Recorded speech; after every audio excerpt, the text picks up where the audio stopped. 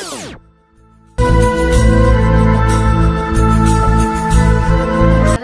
dan salam sejahtera. Bertemu kembali kita dalam rancangan Majalah 3. Saya Nur Arfina Ali binti Hanizam dan rakan setugas saya iaitu Humairah binti Abdul Latif, Nur Nabila binti Mahalim dan juga Nur Umairah binti Muhammad Arif. Tajuk kita pada kali ini mengisahkan tentang sumbangan kerajaan Bani Umayyah terhadap tamadun Islam serta faktor kejatuhan dan kegemilangan kerajaan Bani Umayyah. Mari kita saksikan sehingga ke akhir rancangan.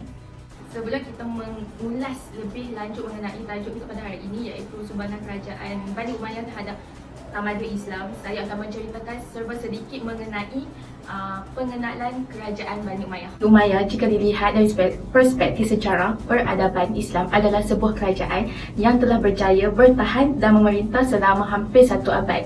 Kerajaan ini telah mengukir banyak sejarah baru dalam kelompok dan struktur pemerintahan Islam. Sejarah yang terbina melalui kepimpinan Bani Umayyah telah melahirkan peradaban dan juga konsep-konsep pemikiran serta sistem pemerintahan yang ada pada kekhalifahan Bani Umayyah yang melahirkan sistem pemerintahan monarki atau dikenali sebagai kerajaan turun-temurun.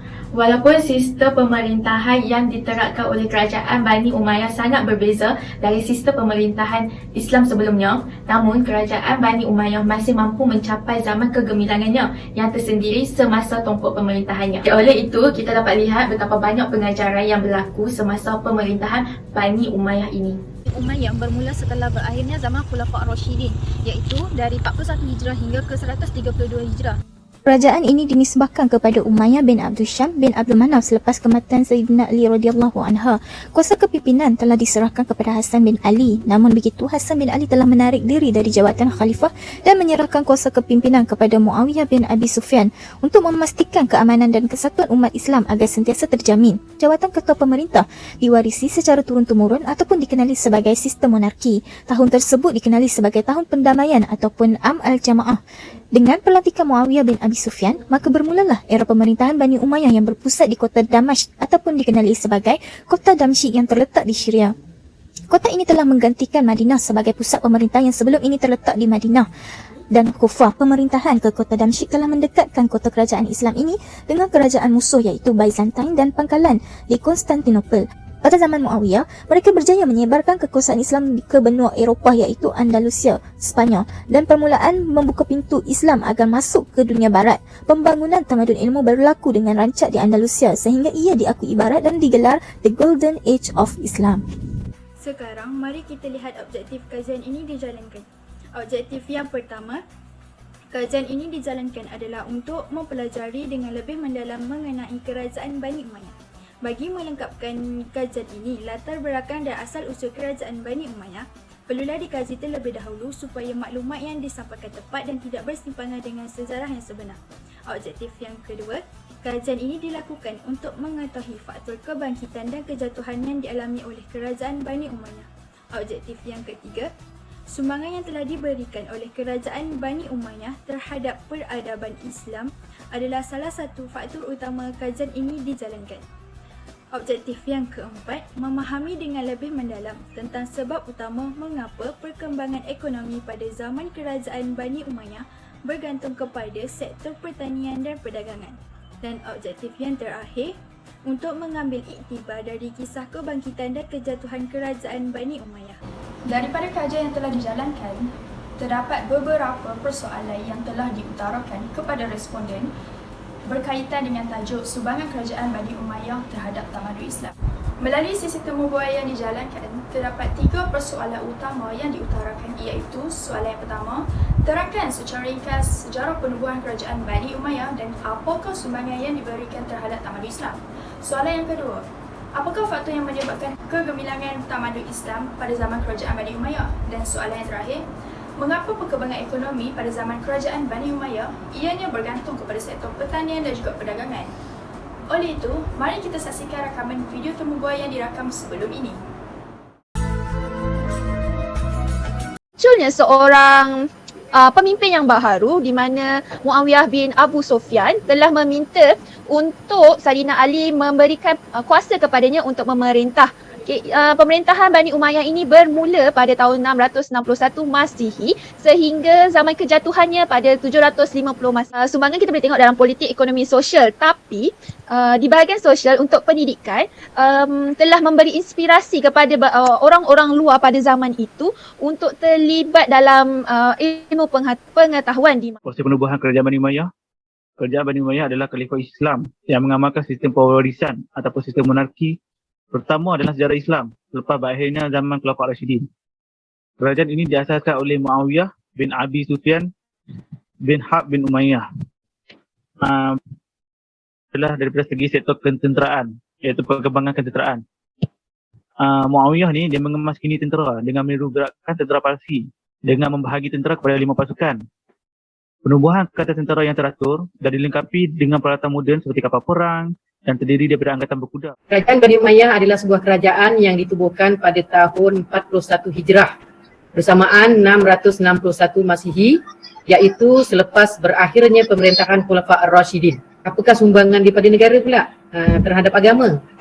Mungkin telah mengambil daya usaha untuk mencari kaedah terbaik yang lebih mudah untuk umat Islam membaca Al-Quran. Sebelum tu, zaman Sayyidina Osman, Al-Quran tu ditulis tanpa baris. Jadi orang-orang Islam yang boleh baca hanya orang-orang Arab saja.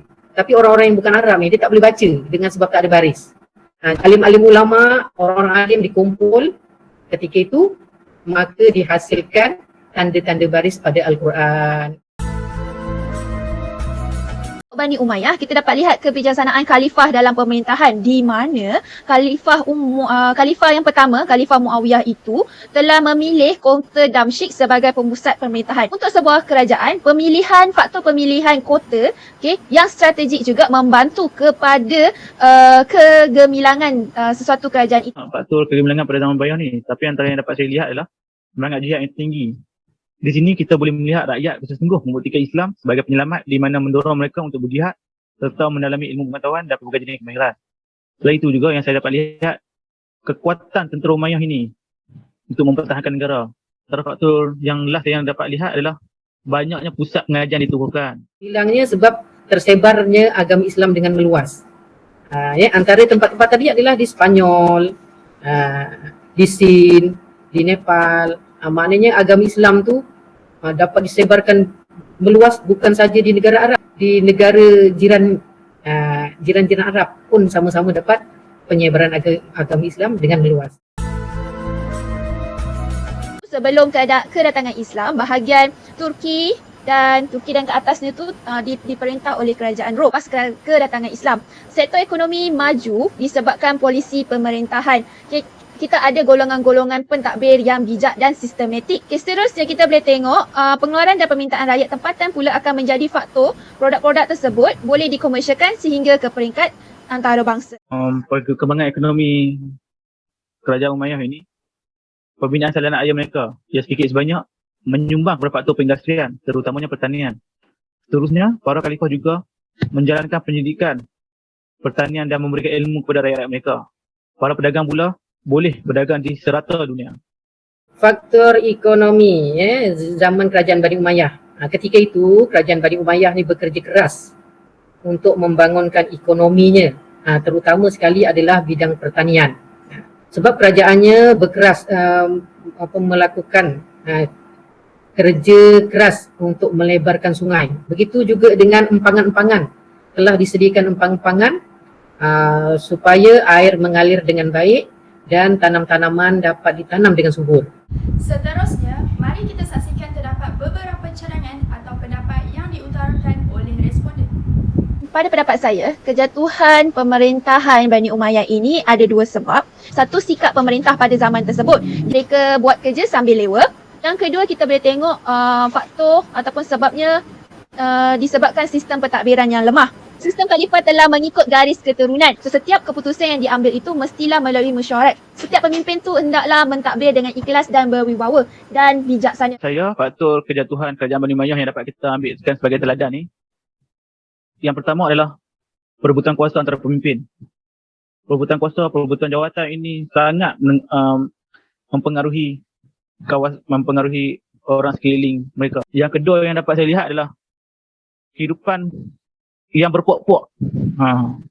Macam di Malaysia kita sendiri, kita ada pelbagai bilangan kaum. Yang terdapat Malaysia ada ada Melayu, India, Cina, Hindu, dan sekiranya bangsa-bangsa ni tak bersatu, mana mungkin sesebuah negara itu akan maju. Begitulah juga sebaliknya pada zaman Bani Umayyah. Kehidupan orang Arab yang berpuak-puak.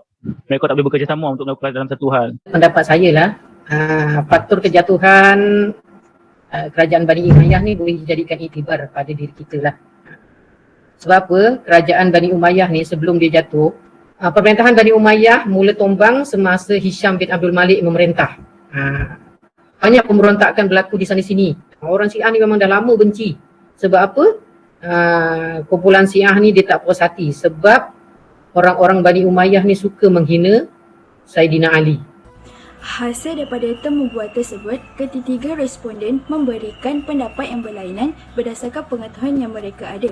Selain itu, penerangan dari mereka juga mudah difahami dan maklumat yang diberikan juga tepat.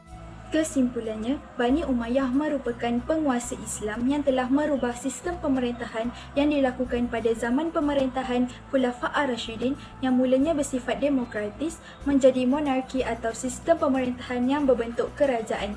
Kerajaan Bani Umayyah tidak diperoleh melalui pemilihan atau suara terbanyak sebagaimana yang dilakukan oleh pemimpin sebelumnya.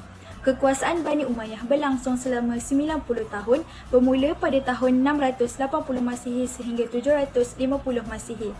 Maka berakhirlah rancangan kita pada hari ini. Semoga kita bertemu lagi pada episod yang akan datang. Sekian, terima kasih.